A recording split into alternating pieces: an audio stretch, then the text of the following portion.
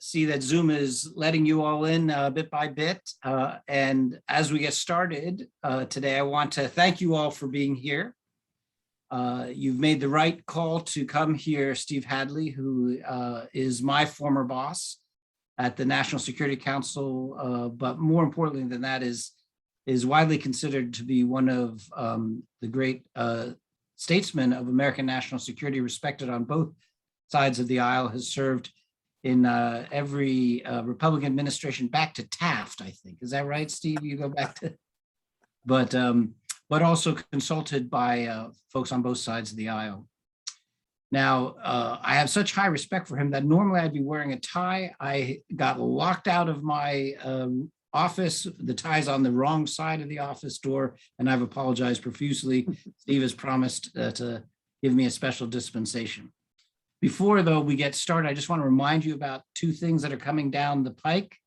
Next week, on the 23rd, we have an opportunity to talk with a former interpreter, Afghan, who was interpreting for the U.S. forces in Afghanistan. And that's a great bottom-up perspective on the last several months of extraordinary activity. And I think it would be a very great opportunity. I encourage you to sign up for that on September 23rd.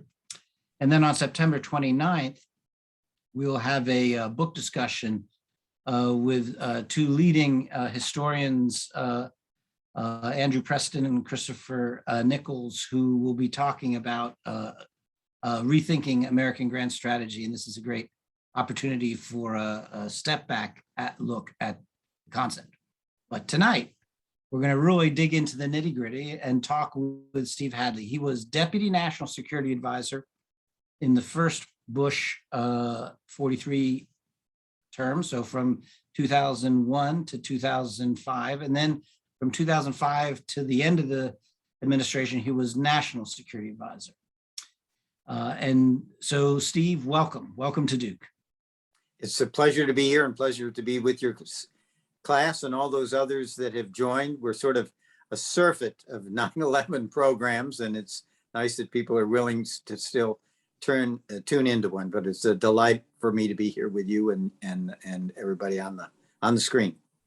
And I forgot to mention your important credential, which is you're a Duke parent. And so, as a former tuition-paying Duke parent, thank you for your service.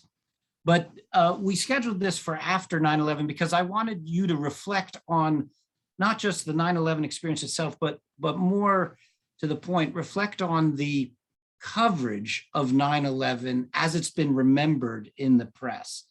And there's many themes, but I would say most of the coverage sort of concludes, boy, that was a mistake. Why did we invade Afghanistan after 9/11? We briefly found our way where there's a moment of unity, but then it was quickly squandered through policies. That's how much of the coverage that I read was in that vein. And so I'm just curious for your perspective, as you read those stories, what do you think they got right? What do you think they're missing about the choice set that you and the rest of the team were facing? Well, one of the most important things about the 9/11 commemoration was the time spent commemorating those lives that were lost, those lives that were affected forever by those losses, and by the acts of heroism, whether it was people who were at risk, people who were first responders, people on that airplane that went down in Pennsylvania, that by their courage kept a lot of us alive in Washington who might not have otherwise. So I think the most important thing was to remember the event, to commemorate those that died, and to honor those who served and those who showed such heroism. They made almost the extraordinary look ordinary because of how much heroism was displayed in those tragic events. So that was the most important thing.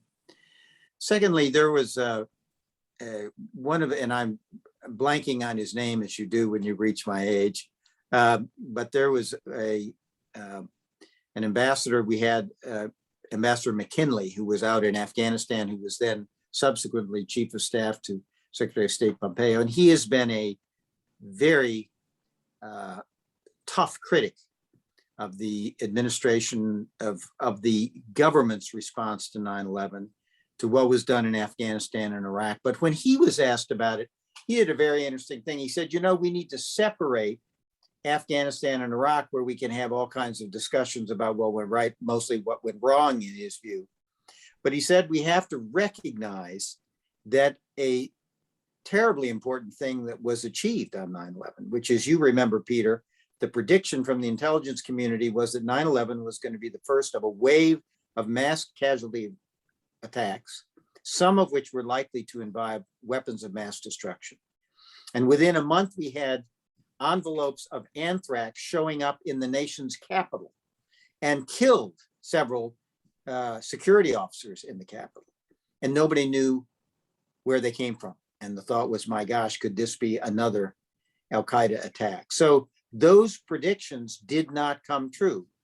And they did not come true because of an effort by the American government, by the Congress and the executive branch, and by the American people to both toughen our institutions at home, enhance our vigilance at home, and I would say in part carrying the fight to the enemy overseas in terms of going after the Al-Qaeda organization. So even McKinley, Ambassador McKinley, was willing to say that there's a great success story out of 9/11 if you agree that the first responsibility of any administration is to keep America safe. Second, in terms of Iraq and Afghanistan, I think the commentary was heavily affected by the recent developments in Afghanistan with the collapse of the government as the US forces withdrew. I think if that had not happened, there might have been a different conversation. I think that one of a couple streams I would sort of put in. One of the things is, in terms of Afghanistan, there's a real question of what was the failure.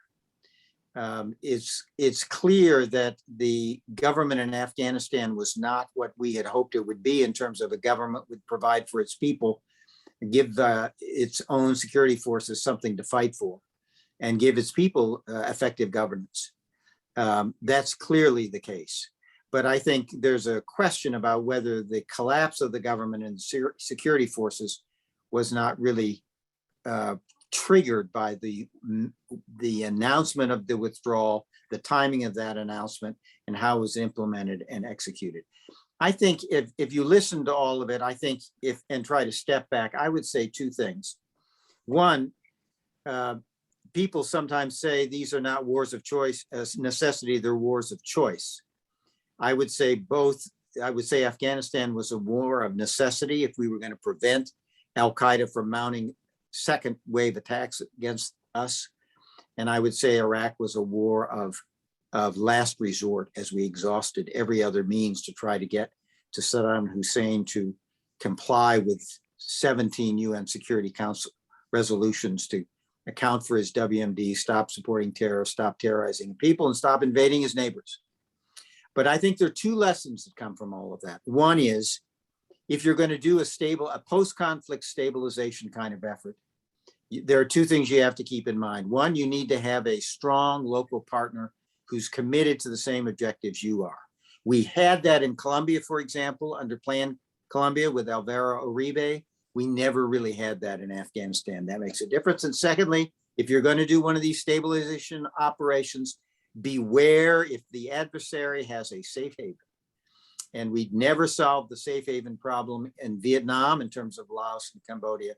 And we never solved it in Afghanistan in terms of Pakistan. Okay, so you've dangled a whole lot of threads. I'm going to pull several of them so we can get into it more deeply, but that's a great opener. Thank you. Let me begin by raising one point that you have not addressed, but was also in the commentary.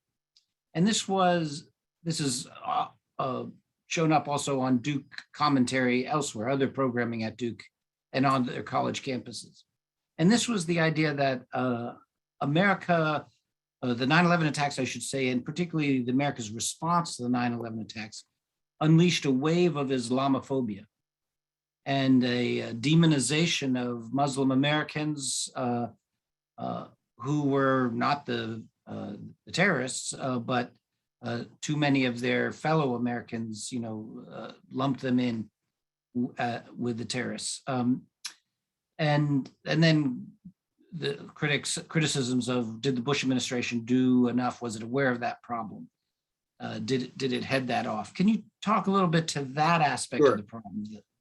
Sure. In terms of the Bush administration, we were very conscious of that risk. And you may remember that President Bush, shortly after 9/11, went to the mosque here in Washington to speak and spoke to America's Muslim community and basically said, you are Americans, you are welcome in this country. You are not responsible. Islam is a religion of peace that has brought comfort to millions of people over the years. He went out of his way to make this not about Islam, not about Muslim. In fact, you may remember he was criticized because a number of people said war on terrorism is a war on a technique. You need to say war on Islamic terrorism or Islamist terrorism. And he basically said, we're not going there. This is not going to become a religious war. So I think the Bush administration really tried to avoid that. I think one of the things in the commentary is there's a kind of, everybody wants to pull a single thread over 20 years. And there's a book out, which I have not read, but I've read reviews of, which basically says, well, the overreach after 9/11 led directly to Donald Trump. And I think only foreign policy experts would come to that conclusion. There were a whole series of domestic factors that resulted in the kind of evolution we have been through in this country over the last decade. If you think about job losses in middle America, the devastation of towns where jobs and industry moved either because of trade provisions or in terms of automation, the opioid crisis, the sense that Americans, as I say, that they're somehow they felt threatened by globalization, abandoned by their governments, betrayed by their elites, and very much at risk of immigration. These are domestic factors, I think, that powered where we came out. You may remember that President Bush, at the end of his tenure, 2007, 2008, wanted to give a speech, and I've tried to find that speech, and I cannot find it, so I can't tell you it was ever given. But he came into the Oval Office, he said, I want to give a speech about protectionism, isolationism, nativism, because I think those are the trends I see out there, and they're very dangerous to this country. And they were, I think, rooted in domestic developments more than foreign policy developments. So let me raise another question then, more directly to the choice the Bush administration did make, which was invading Afghanistan. They interviewed General McChrystal along with others who had played a role. And McChrystal said an interesting thing. He said, I wish we had waited a year before we had invaded Afghanistan, learned Pashto, learned the culture, and really studied the issue before we committed. But then he said, that would have been impossible to do, though, in the environment. Explain that to the audience, at least a good number of which were not born 20 years ago. So might not understand what it was like, say, from September 12th to mid-October, November, by which time we were launched in the Afghan war. So, one of the things is we're not very good prognosticators. Peter is part of the business of people looking out and looking at strategy and trying to predict what are the threats for which we have to prepare. Almost every war we have ended up in was not predicted a year or two before we found ourselves there. So you're always surprised. And as a consequence, you're always not fully prepared. Events do not wait for you to become fully ready to manage them. You've got to go with the army you've got, and you've got to go with the intelligence you've got. It's just the way it is. Events force action. And that was particularly true after 9/11. Think about that. You have the intelligence community saying, in some sense publicly, this is the first of a wave of mass casualty attacks. We go to the Taliban and we say to the Taliban, look, Al-Qaeda is responsible for this attack. Give up Osama bin Laden, shut down the training camps, and kick the Al-Qaeda extremists out of your country, and we'll leave you alone. We will leave you alone. You can have your terrible little regime. Just don't let it threaten us. And the Taliban refused. So as your president, you've gone to New York and you've seen the anger that people have. You've told there's a risk of further mass casualty attacks that were planned from Afghanistan. You're really going to sit there and let the Al-Qaeda remain in Afghanistan? I don't think so. I don't think any president under those circumstances would have done anything other than what President George W. Bush did. So because he and the rest of the team went quickly into Afghanistan, they had to improvise the war plan. And that meant that when bin Laden was cornered in Tora Bora, in the hideout in Tora Bora, there was what now looks like a missed opportunity to get him.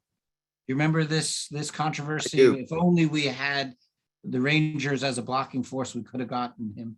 Can you remember some of the decisions that led up to that, or right around that space, and help people? I don't. Those were very operational judgments that our military commanders made at the time. That is the argument that if we had only had a blocking force at the other end between the border of Afghanistan and Pakistan, we could have gotten bin Laden. Don't know, maybe so. One of the things we have found is, of course, that while the killing of Osama bin Laden in 2011 was a setback for Al-Qaeda, it did not end the threat of Al-Qaeda. It has continued for the subsequent 10 years. It is because of the pressure we put on Al-Qaeda in Afghanistan. It has shown up in other places. In some sense, people will tell you there are more terrorists today, Al-Qaeda terrorists today, than there were at that time 20 years ago. But they are in locations where, while they are disruptive to the locality in which they operate, they do not pose a strategic threat to the United States. And that, of course, is the problem with where we are in Afghanistan. President Biden was told by his intelligence officials and his military officers that if there was a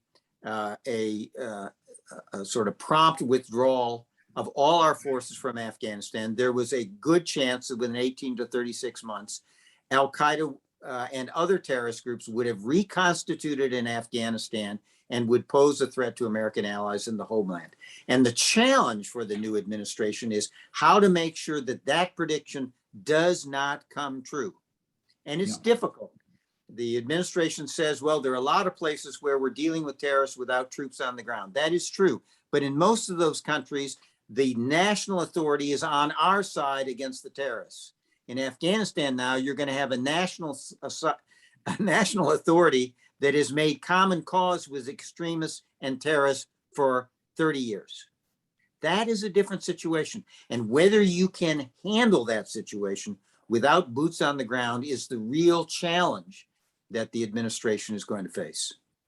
So we're going to get to some of these, current problems in a moment, but before we do that, I have to take you through one or two other very consequential decisions that emerged in the commentary, and this is a critique that recurred, which was that the Bush administration maybe was right to launch the war in Afghanistan, but then they took the eye off the ball too soon.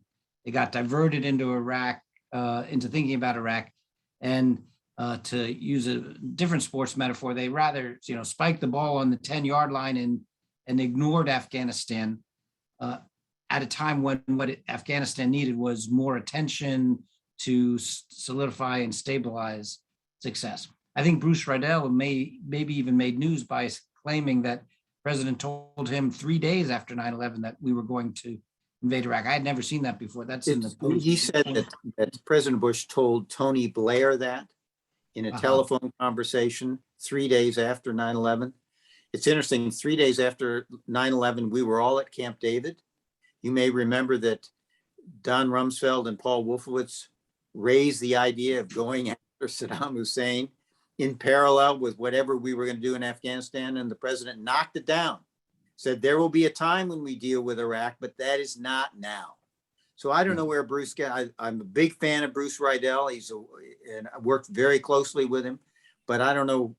Nobody I know who was there at the time can recall that exchange. It may have occurred. I don't know, but it certainly was not what the president was telling us 3 days later at Camp David. But regardless of that quote, by the spring of 2002, the administration was turning its focus towards Iraq. Right. So Ryan Crocker has been pretty critical of the Bush administration in a lot of respects, but he was on one of these shows here, events 4 or 5 days ago. He was very interesting on this subject. One, from my perspective, I didn't see this transfer of attention or transfer of resources. There were some high utilization, small availability assets that were moved, sort of, various tracks that might have been intelligence tracks done by various intelligence collection assets. But I didn't see that wholesale, and it certainly didn't take my attention away.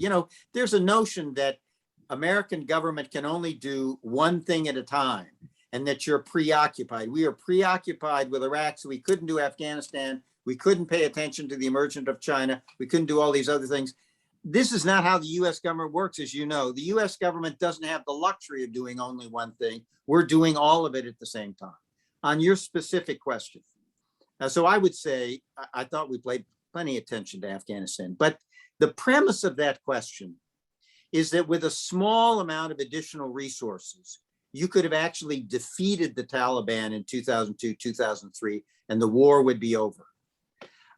I think history suggests that that is not an accurate prediction. One, we were lulled a little bit to sleep in 2002, 2003, 2004, because things seemed to be going well. I think we're not as attentive to the reconstitution of the Taliban as we should have been. But Ryan made the point, and I think it's right. You needed to think not of defeating the Taliban. Even back then, there was going to be no military solution. What we needed to do was contain the Taliban, make sure that Afghanistan was not a safe haven for terror, train the Afghan security forces, try to help the Afghans build a government that would be responsive to their needs and could take responsibility for the security of the country so it didn't become a safe haven for terror. And Ryan's basically notion was that's going to take decades. That's what we were going to have to do. And the problem was not a failure to apply some resources in 2002, 2003. The failure was not to plan for the long term and for the decades long effort that this was going to take. And he cites as an example, as our friend Condi Rice has, the fact that the real longest war of the United States, which is the still unresolved conflict in North Korea, where we have had troops for 70 years and where it was a very military dictatorship for the first decade or more before the Korean people built a much more democratic and responsive government. That's the kind of thing that we should have thought about. I remember President Bush used to say, we need to tell the American people we're going to be in Afghanistan and Iraq for a long time. And I used to say to him, Mr. President, don't say that.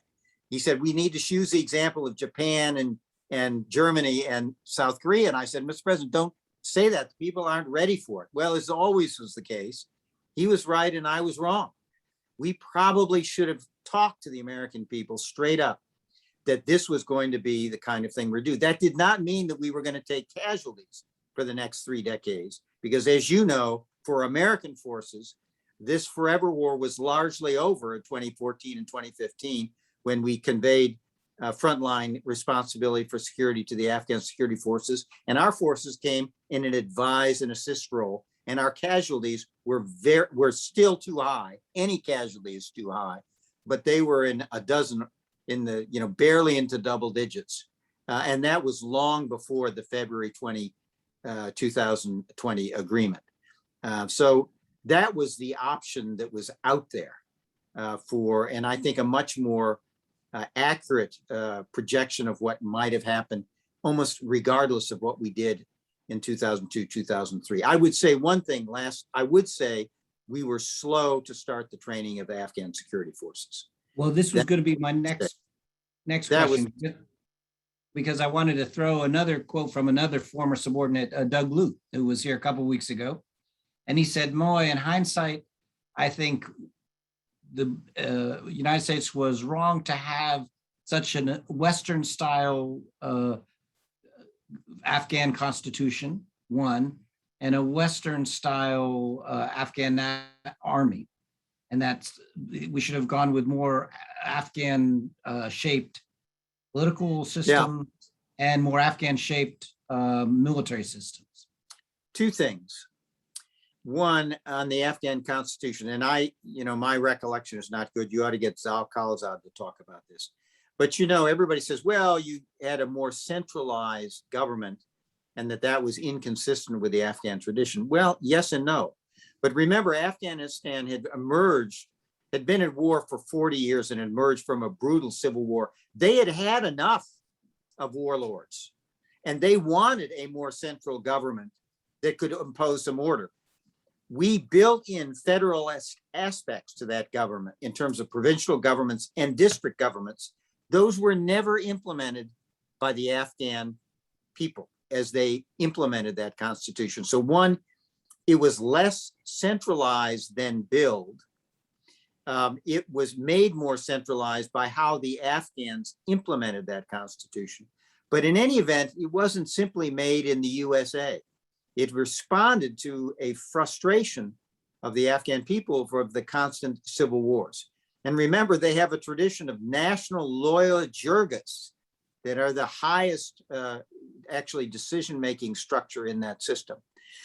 In terms of security forces, this is a debate that some of your military folks can do. The advantage of the American way of war is it's very effective and it reduces casualties. And it gives you a leverage and advantage. And I think the American military felt, we're going to be there long enough that we can get the Afghan security forces to that point. A lot of people felt that certainly their special forces of ground forces were at the essential level. We were helping them build and maintain their Air Force. Some people would say we ran out of time. But I think it's fair to say that the United States tends to impose its vision of what a military force should look like without thinking about the long-term sustainability. And that suggests maybe you have to have a good enough military rather than a top-of-the-line military. I think that's a fair critique. So let me push you on another thread that you dangled for me, and that is Pakistan. You will remember when you visited Afghanistan in 2006, it was part of a trip that was focused especially on Iraq, but also on Afghanistan. And at that time, there was grave concern among the our team in Afghanistan, that Pakistan was operating like a safe haven, and that was limiting the effectiveness. Why effectiveness of our efforts against the terrorists, but also against the Taliban? Why didn't we push Pakistan harder during the Bush years? We pushed Pakistan pretty hard during the Bush years. We pushed Pakistan pretty hard during subsequent years. But there's a dilemma. And it's a dilemma. I remember at one point, someone came to me and said, you need to think of Pakistan in the context of the Vietnam War. It's really trying to defeat the United States in Afghanistan. And, we really need to crack down on the Pakistanis. Well, there's two problems with that. One, we needed Pakistan. A lot of our supply routes went through Pakistan. Two, we did have some cooperation in terms of permitting operations on Pakistan soil to snuff out extremists. 3, we were encouraging Pakistan to do more to recognize that the extremists that were in Afghanistan were closely related to extremists who were in Pakistan and wanted to overthrow the Pakistani government, which they almost did at one point, as you may remember. So we were trying to bring Pakistan along. But if you really turned on Pakistan and said, you are the enemy, you're trying to defeat the United States, no more assistance, sanctions across the board, military operations on Pakistan soil, what is the effect that that would have on Pakistan? Our nightmare after 9/11, as we thought about Pakistan, was destabilizing that government so it could be taken over by the Pakistani Taliban and other extremist forces. And you would have an extremist state in Pakistan like we may have in Afghanistan, only this extremist state would have control over nuclear weapons. That's not a good outcome. And the people who say we should have pushed harder on Pakistan don't describe how they would manage that risk. It's interesting. What you're saying is that the life of a NSC deputy, which is what you were in the first term, and then the National Security Advisor, is you're heading off bad things, and you and the rest of the team get very little credit for the bad things you head off, but you get a lot of blame for the bad things that happen despite your efforts to head them off. And we looked and gamed out taking a much more aggressive notion on Pakistan, and we could never come to a conclusion that said it dramatically advanced our national security objectives. That's the truth. so I'm sure there'll be other questions about well, let me ask you the one more question that is often asked. In hindsight, in 2006, you'll remember President Bush changed the approach he used for enhanced interrogations and said, we're going to change the approach. Was that a concession by the president that the previous policy was ineffective or had gone too far, or the whole enhanced interrogations? How does that part of the response to 9/11 look 20 years in? Well, I'm sure that I'm going to get a lot of eye rolls in response to this answer from your audience. I can tell you the framework I've viewed it. And this is what the president said, and it was very consistent with the circumstances in the country after 9/11. The only question, if you testified before the 9/11 Commission, was not did you overreact? Did you do too much? The only questions you got were, why didn't you do more? Why didn't you do more? And the president basically said, my job as president to protect the country is I'm going to do everything I can within the limits of the law to protect the country. And that required him to adopt some practices that we knew at the time, when the crisis was over and people did not feel threatened, there'd be a lot of second guessing and Americans might feel uncomfortable about them.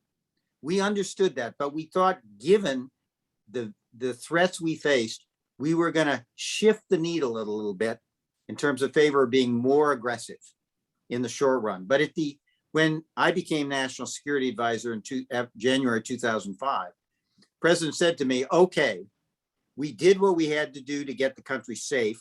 We were behind Al Qaeda as a threat. We now, I think, have it better in hand. It's time now to move the needle back. Again, within the legal framework, move the needle back. There are some of these things that we had to do in order to keep the country safe that we no longer need to do. And during the same period of time, through a combination of leaks, court opinions, and legislation from the Congress, we were developing basically a set of principles and a legislative and a legal framework for what we were going to do and not do now that the immediate crisis was over. And the getting rid of the enhanced interrogation techniques was part of that. I will say this. As you know, the advanced interrogation techniques was a limited CIA program run by professionals, never involved more than 100 or 120 folks, and only about maybe a fifth to a quarter of those ever had any advanced interrogation techniques at all. very limited program. But those techniques migrated into our military forces who were not trained, who were not professional. And that was a problem. But it went even further in terms of Abu Ghraib, which was not about enhanced interrogation techniques. Abu Ghraib was about out of control people abusing Muslims. And it was a blow from which I think we never recovered. And if you want to know what really poisoned our relations with the Muslim world, my view is Abu Ghraib. And that was because, as you know, it'd been a long time since the US military had to handle prisoners of war. And, you know, it wasn't part of the mission. They weren't trained for it. We gave it to some untrained reservists, and it was a big mistake. And it delivered a terrible blow. I remember Scooter Libby, when he first saw those pictures, he said, "We're done in terms of credibility with the Muslim world." It was a huge blow from which we've never really recovered. Well, let me move you forward now to the events of the last, 4 or 5 months. And you've already alluded to this in some of your earlier responses, but and I realize you're on the outside now, so you're not privy to the intelligence, but you do have experience in complex operations. And as you look at it, what are some of the questions that you have in your mind that you think you really hope the investigations and the hearings that are coming, that they get to answer these questions? What are the questions that are still out there hanging from your point of view?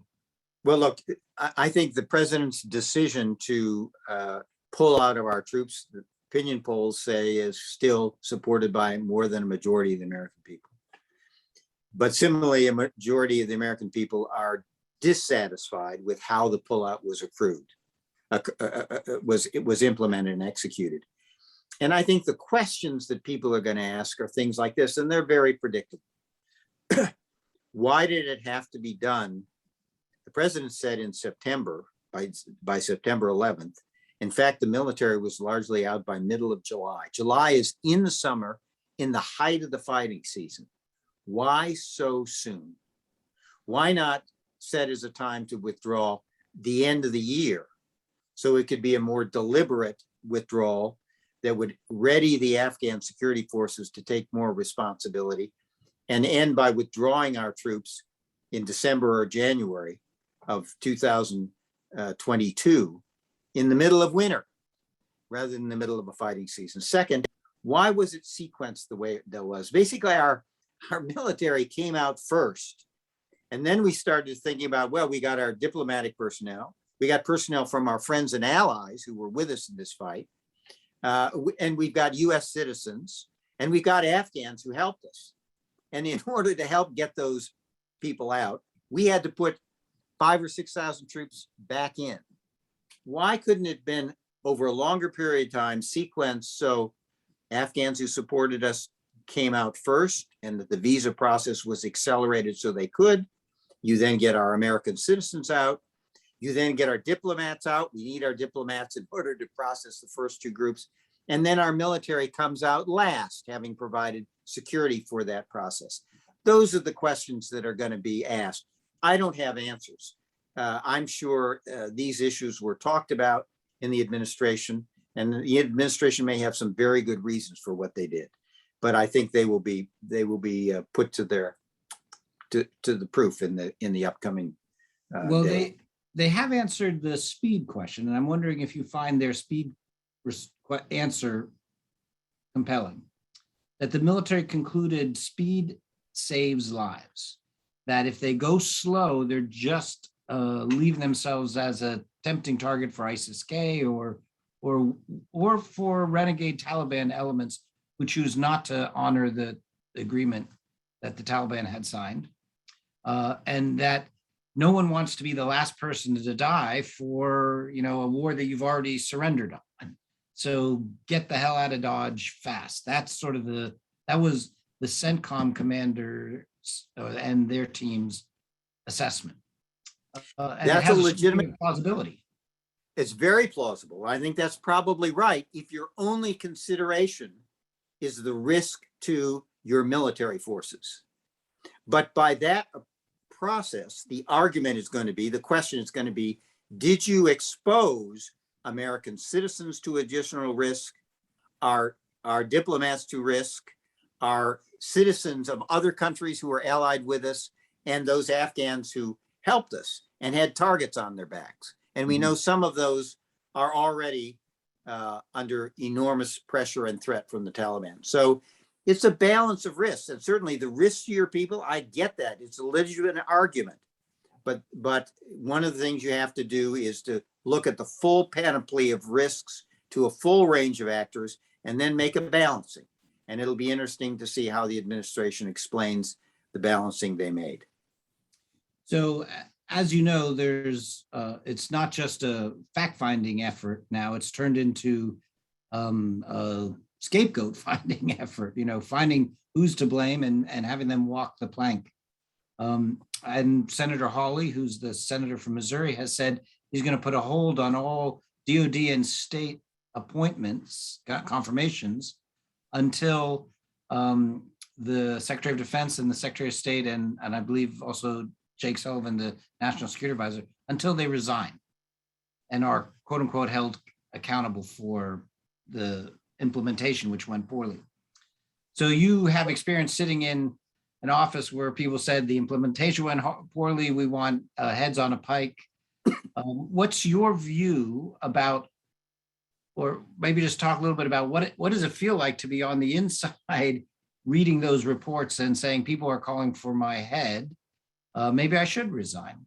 What is the calculation? A lot of folks don't know this. I'm going to ask you to tell the story. You actually did offer to resign at one point when you were Deputy National Security Advisor, and maybe talk a little bit about how that went. So one thing, let me talk to the hold. Ted Cruz already had a hold on all the State Department nominees. And I think it's very ill-advised because on the one hand, you say, well, we're going to hold up all your nominees. So you don't have people, your staff, your administration. So you can't do the job that we're asking you to do. And then we're going to criticize you and ask you to resign when things don't go as well as they should, because you don't have the people to carry out the policies you've come up with. This is a very self-defeating argument. But I was responsible for vetting a speech, State of the Union speech, which talked about whether Iraq was seeking yellow cake, I think from Sudan. Niger, wasn't it? Niger, yes, exactly right. Yeah. Niger. We had intelligence from foreign sources that they were. We put that in the State of the Union. It turns out there was a split within the intelligence community.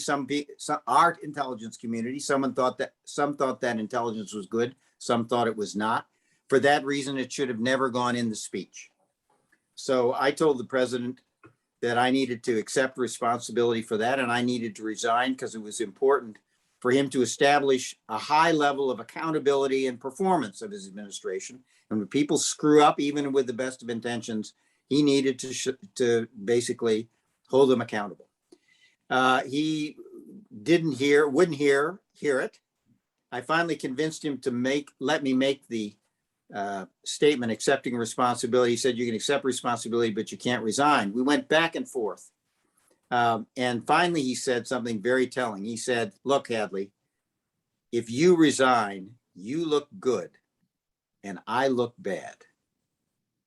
And that's a very telling point because one, it worked psychologically on me because he knew that I wouldn't want to do anything to make myself look good at his expense, which is true.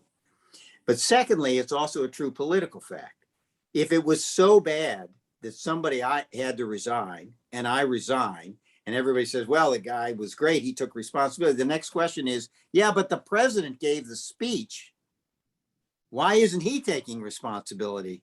Why isn't he stepping down? That's the problem for Joe Biden.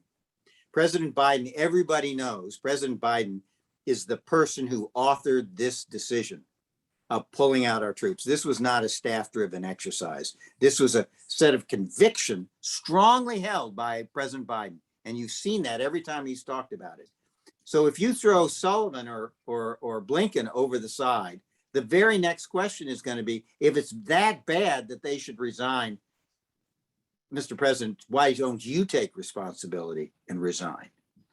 That goes nowhere. What we do in these situations, since we don't have a parliamentary system where the government can change, Our mechanism for purging the system when a president is viewed as having made a political mistake is we have an investigatory commission. It makes a finding. It says to the president of the United States, you screwed up, Mr. President. The president says, I didn't intend it, but you're probably right. And the system is purged. That's what the Tower Commission did for President Reagan after the Arms for Hostages scandal in 1986, 1987. That's how we handle that problem rather than through resignation. And what you didn't mention is you were a key staffer on the Tower Commission. That is true. And I tell my friends who work for you that that's the secret key for understanding, unlocking Steve Hadley is that was a very formative experience in your own professional development. It shaped the way you approach process questions and regular order ever since. If you get that Tower Commission report and read a section which was written by Brent Scowcroft and me, and I'll say how that went, there's a description of the role of the National Security Advisor that is still, I think, the best statement of what that role should be. I did an initial draft. Brent and I threw the draft back and forth. I think by the end of the day, there wasn't a single word that I wrote that ended up in that section of the report, but it was in a way a testament from Brent Scowcroft about how that role should be carried out. And he still is the model for National Security Advisor. So if you want to know how to do that job, go to the Tower Report and read that section written by Brent Scowcroft. Well, you're mentioning Brent Scowcroft tees up nicely the last question or two I wanted to ask you. But in the meantime, I'm going to remind the folks who want to raise their hands if they want to ask you the question, and then we'll ask you to, at the appropriate time, to turn on your mic and video, or you can send the question in the chat room and I'll get it and ask it myself. But Brent, who has passed, as you know, symbolized an era or personified an era when the Republicans had issue ownership over national security. The Republican Party was viewed as the party that was the one you would trust on national security matters. And if there was a national security concern in the public, that would favor Republicans. If it was a domestic policy concern, that would favor Democrats. As you're one of the leading national security voices in the Republican Party, as you look to the future, how do you assess the future of the Republican Party's brand in national security? Or if you don't want to do marketing terms, how does the Republican Party earn the trust of the American people in this area?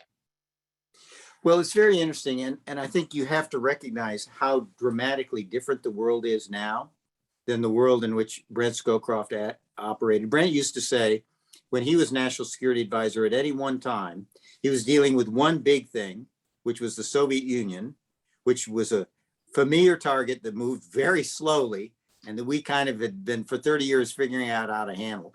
It was one big thing, Soviet Union, and then one or two small crises at the time. Fast forward to what Jake Sullivan has. He's a cook, a chef, and he's got a 12-burner stove. And every burner has a pot on it, and every pot is about to boil over. And he's running from pot to pot, stirring those guys and trying to keep them from boiling over. It's a whole different environment. On the national security issue, in some sense, the Republicans, I think, have some advantages here. Because while President Trump wanted to withdraw our troops from Afghanistan and basically supported the agreement in February of 2022 that committed us to pull out our troops by May 2021, in the end of the day, he didn't pull them out. And President Biden has done so. And the Republicans will very clearly in these debates make President Biden the victim, if you will, of the consequences of that pullout. So they have, in some sense, protected themselves from their desire to disengage from the Middle East. And on China, it has been the Republicans in general and the Trump administration in particular that has been in the lead of drawing attention to what China has been doing over the past 10 years and its increasing aggressiveness and the threat that poses to American interests and American allies. It's the Republicans that are out front on that threat. And that is something that they've won the argument with the American people that we need to approach China differently. So interestingly enough, in some sense, I think the Republicans may successfully make the pivot from a world where we were focused on terrorism and the problems in the Middle East to a world where we're focused increasingly on great power competition with respect to both Russia and China. And in there, the Republicans have been the one in the lead calling attention to the problems. Are there Republican political leaders who you think are especially thoughtful on national security that you'd recommend my students and the folks on the call to look them up and read what they're saying? Peter, you're the academic. I'll let you make those recommendations, and I'm sure you already have. And when you do it, you can send me a copy of the reading list. Very deftly done. Very politically deftly done, Steve. Okay, let me go. Ritika is first. Ritika, turn on your video and pose your question. Hi, thank you so much for being here tonight to speak to us. My question is, would you say that 9/11 fundamentally changed the course and goals of US foreign policy, or was the shift less transformative than most people think? I think it had a huge impact on the United States. It did involve us much more directly in the Middle East and the problems of the Middle East. There's no question about it. And that's been a huge area of focus. It obviously had a big impact domestically as we did things here at home to reduce the risk of terrorist attack. But I would go back to something that I said earlier, which is there's a tendency to think, that an administration only does one thing at a time. And that's really not the case. Peter and I are working on a project to go through the transition memos that the Bush administration left for the Obama administration that talks about what we did over the 8 years. And what's astonishing is if it's the United States, given the position we have in the world, we're doing everything all the time. So people say we took eye off the ball on China. I spent a lot of time working the China portfolio, and I think we had the framework right at that time. China today is a very different China. So I think it had a big impact, but I think it was one of the things that changed our trajectory, that reflected a change in the world, but there were a lot of other things that occurred as well. Great. Weston, you're up next. Hello, thank you for being here as well. My question, actually, I was going to ask about something related to that notion you just brought up again about only being able to do one thing at a time. First of all, I really appreciated just you kind of bringing in that perspective, problematizing that notion. I'm wondering kind of how that relates to conversations about where we go from here. So AGS, we had Michael Singh a couple of weeks ago, and I think he was making the case, especially that this will really allow us to shift our priorities, or now we can focus on other things because we're not going to be as worried about Afghanistan. And when you talk about that shift from the Middle East to great power competition, when you talk about that 12-pot stove, it sounds like maybe there's a case to be made that shift in focus, either at the cognitive level of the leader or the capabilities of the government as a whole, that there would be something to that. Do you think that there is, or is that narrative also kind of overblown, and that we're just going to continue to be doing the same things, and the media might be focusing on different things, but our capabilities won't have necessarily changed? Which one is it? I think it's not that we'll be doing the same things, but I do think the notion that there's a pivot is way overblown. We may be done with the Middle East, but the Middle East is not done with us, is the problem. And we now have this problem of what do you do with an Afghanistan controlled by the Taliban? We're not quite sure what they're going to look like, but if they look like the Taliban of the 1990s, we're going to have a reconstituted terrorism threat against the United States and a real risk of destabilizing Pakistan in the way I described. That dramatically affects American interests and the interests of American allies in the region, Israel and as well as the Arab states. So I think we're going to, against our will, have to continue to be involved in the Middle East. Second of all, I do think we will do more with respect to Russia, more with respect to China. But some people think focusing on China means somehow everything has to be in Asia. China is a global power. And if you're going to deal with the threats and challenges posed by China, you're going to have to deal with them where they occur. And one of the places they're going to arise is in the Middle East, particularly now that we have pulled out. You know, it's the old nature of hordes a vacuum. And I think you're going to see much greater Chinese presence. So some people would say the problem is we needed to confront China in Afghanistan, and now we're going to be much less able to. So I think there are going to be some changes. But again, if we're going to remain a global power, we're going to be engaged in the Middle East, we're going to be engaged in China, we're going to be engaged in Europe. We're going to have to deal with issues like climate change, continue to deal with terrorism, deal with the pandemics. That's the world we're in. It's a messy, messy world, partly because the international system is broken down. Shahriar, you're next up. Hi, so thank you, Mr. Hadley, for speaking with us today. Me and the two people in my room who are watching this were both born after 9/11. And one day people from our generation will be in the position that you were in 20 years ago. My question is, what advice do you have to those future leaders who did not see the decline in fear and the decline in trauma, but saw the spiraling out of control that happened in Afghanistan? So, you know, preparation, and Peter can give you better advice than I would say a couple things. One, read history. Read history. It gives you context. I will tell you, I think the problem of modern society now is we're drowning in facts and starved for context in which to try to make sense of those facts. So I would say read history.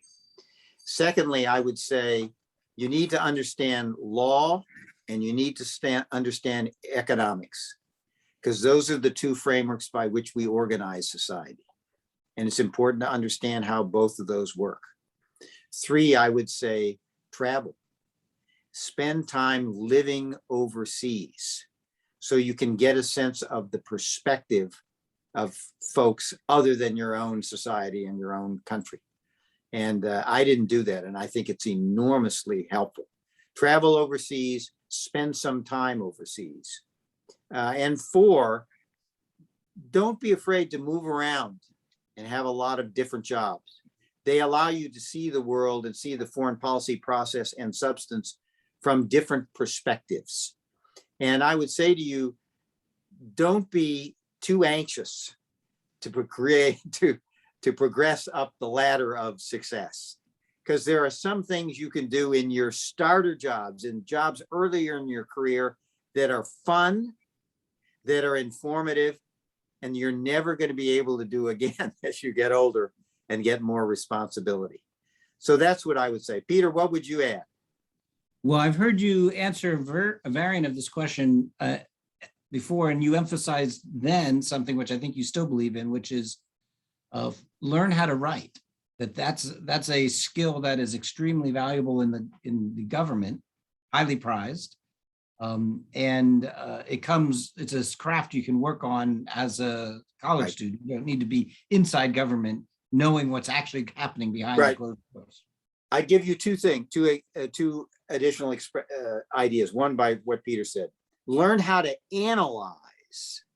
Learn how to analyze. That's what you do in law school. That's what you do in a good policy program. Learn how to analyze a problem. Learn how to express it in writing, certainly, but learn how to explain it.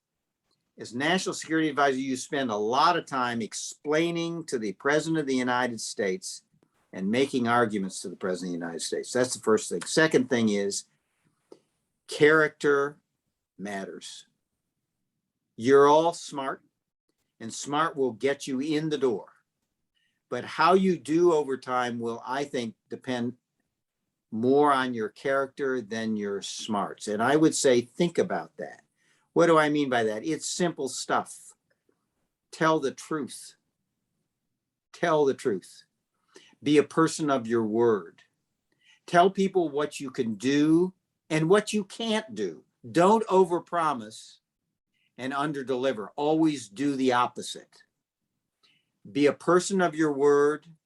Respect people above, parallel, and below. The coin of the realm at home and abroad is, Aretha Franklin had it right. It's RESPECT.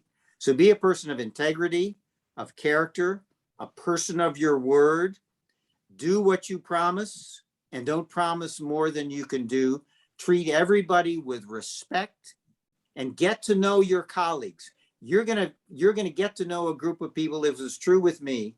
I got early in my career to get to know a group of people that have been my professional colleagues for 30 to 40 years. I bet Robert Gates 40 years ago in the Nixon NSC. And those relationships really have made my life rich indeed. So there you go. You've heard the Cracker Barrel philosophy. That's all I have to say. Well, I have one more, which was reminded by something you said when working for Steve. Is especially important for younger people, is learn how to be a staffer, which is to empower the principal. I can remember vividly you coming to me one time, Steve, and you said, this is after the umpteenth good advice suggestion I made. You said, Peter, why don't we try it my way first? Then if it doesn't work, we could try it your way. And I realized, yes, I'm staff to your effort, and I shouldn't try to constantly inject my approach. I should first try to understand your approach, see if, and then if it doesn't work, then I get to try to suggest my approach. But I'll never forget, you just took me aside and said, let's try it my way first. Now you did say, respect, that actually nicely links to a question I got in a text from Francis de Bexenden, who said, how does the US recover its credibility in the respect of the Muslim world after all of 20 years of this this war with the atrocities that you mentioned, Abu Ghraib and others, but also civilian casualties? There's a lot of commentary that was in that vein that the U.S. has lost its respect. We had a speaker here last week who said that the U.S. is a fading beacon. We used to look to the U.S. as a beacon, but now it's a fading beacon. Well, it's a very hard question, and I don't have a good answer. And I think some of your audience probably have a better answer than I do. One of the ironies is that the terrorism that we have been fighting against for 20 years, overwhelming the victims of terrorism have largely been Muslims. And if you think about the wars we've been engaged in terms of Bosnia, which was an effort to defend Muslims against Serbs, and in terms of the war on terrorism, it is also the case that our military operations have resulted in tens of thousands of Muslim deaths as well. It's a very muddied picture. I think one of the things that we can try to do is keep faith with those who have put their faith in us. That's why this evacuation of Afghans from Afghanistan who are at risk from the Taliban is so important, to show that we have kept faith with people. I think secondly, we have to, on the respect standpoint, we've got to correct some of the loose talk and some of the things that are now embedded in our immigration policy and the like that do not treat Muslims with respect. We've got to root those things out. We need to be engaged in the region. I would say still engaged in the Middle East, where a lot of those Muslims are, and try to be active in helping them solve their problems. There is a crisis in the Middle East, a governance crisis that is not providing the people of the Middle East the kinds of governments they deserve and want. And I think we have to stand by them and stand with them. I do think at the end of the day, President Bush is right, that freedom is the aspiration of every human heart, whether it's Muslim, Christian, Jew, whatever. And I do think if we can stand for those principles of freedom and democracy and empowering people to make decisions with respect to their own lives, both individually and as a group, I think that is the way back. So I would put all those things together. But we have a lot of work to do. There's no doubt about it. Okay, next question from Captain Hartle from America's finest military service, the Navy. Andrew, are you there? Yes, I am. I'm trying to turn on my camera, but it is not letting me, but that's fine. The question remains, is that, as we go forward, start my video. As we go forward with the advanced technologies, with President Biden and President Trump and Obama talking about how we will go after terrorists with significantly reduced boots on ground presence, U.S. forces end up taking on less and less risk. Doesn't this de-risking to U.S. forces end up fomenting more and more terrorist activity against us? And if the bad guys can't fight back against a drone or some long-range spear, won't the terrorists take the fight to us in other asymmetric ways? Or said another way, do you have concerns that policies today swing the pendulum back to where it was before 9/11? I think there is that risk. I don't think that terrorists need the invitation to try to figure out asymmetric ways to get at us.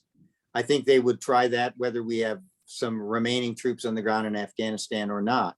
The advantage of what we did over 20 years was it bought us time. It prevented, I would say, prevented what I think would have been a series of mass casualty attacks. It kept Al-Qaeda at bay. It gave us time to improve our capacity to deal with the problem of terror. I think all of that was a positive. The question is, have we opened the door in Afghanistan for a reconstitution of those kinds of threats, and what do we do about them? I think if there is a reconstitution of threats, they will try to find asymmetric ways to get to us, whether we still had a residual force or not. The advantage of a residual force is it might make it easier for us to disrupt those efforts to come at us asymmetrically. That's what it seems to me it would give us. Jack, you're up next. Thank you so much for taking the time to speak with us today, sir. My question is shifting towards Iran. With the recent news that Iran is approaching levels of uranium to create a nuclear weapon, Biden administration struggled to get Tehran to return to the JCPOA, and also a right-wing government in Israel. Balancing all those factors, how do you believe the U.S. should proceed? I'm going to leave that to Peter. I think he's going to have a unit on Iran and he's going to lay it all out for you. I think one of the real challenges for the Biden administration is I don't think we have a coherent Middle East policy right now. One, the pullout from Afghanistan has scrambled the deck in terms of Afghanistan, in terms of terrorism. And we've talked about the challenges that poses for the new administration. Second of all, I think at this point, it's unlikely that Iran is going to come back into the JCPOA. And if they don't, I think the administration doesn't have a plan B. And that just deals with the nuclear question, doesn't deal with their ballistic missiles and their disruption in the region. Three, the region is changing and it may offer us some opportunities. I mean, there was a very interesting article today about the change in policy of UAE, which is really a bellwether in the Middle East, how they have gone from encouraging confrontation with Iran, aggressive policies in Yemen and in Syria. They flipped and they have now proceeded through diplomacy to get out of Yemen, to get out of Syria, to fix their relationships or try to fix their relationships with Turkey and Qatar. Iraq hosted a conversation, a number of different sessions between Saudi and Iran. It's interesting. I think one of the things about uncertainty about America's continued presence in and commitment to the Middle East is the Middle East countries are trying to take more responsibility for defining their own future. I actually think that's a good thing. And of course, the agreements between Israel, the Abraham Accords are part of that. So I think all of that poses some potential opportunities for us. But I think the administration is now going to have to step back, given where we are in Iran, given where we are in Afghanistan, and come up with kind of a new approach to the Middle East. And I don't know what that's going to look like at this point. I think we have time for one last question. Peter Lehrman, you get the last question. Awesome, lucky me.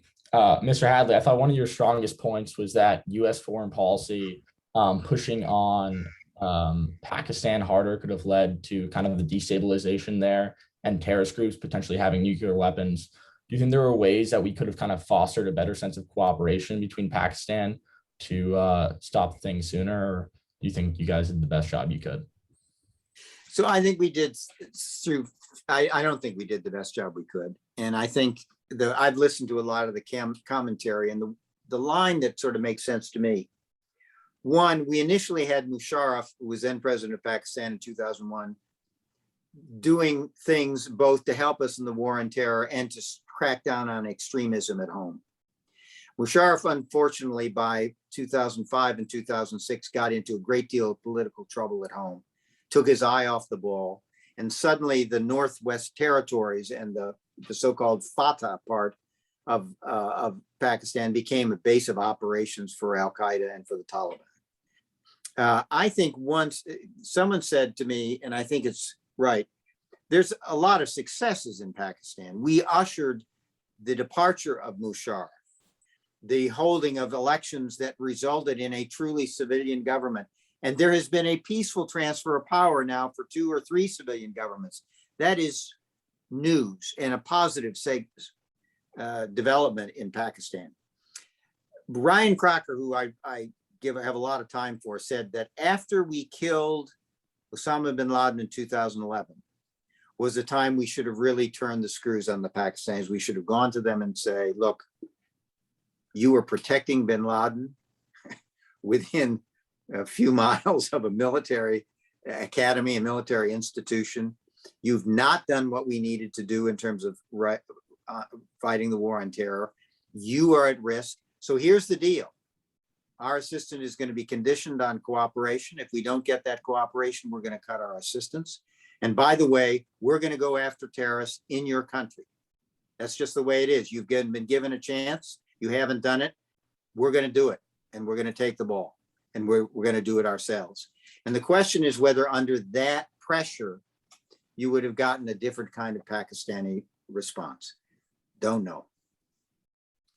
So, Steve, one of the points of emphasis in the AGS program is trying to help the folks who come through it to stand in the shoes of those who've made decisions, to understand what the choice set looked like from their point of view, to better understand that, which rather than merely criticizing from the sidelines, standing in the shoes is a high cognitive empathy value that we prize.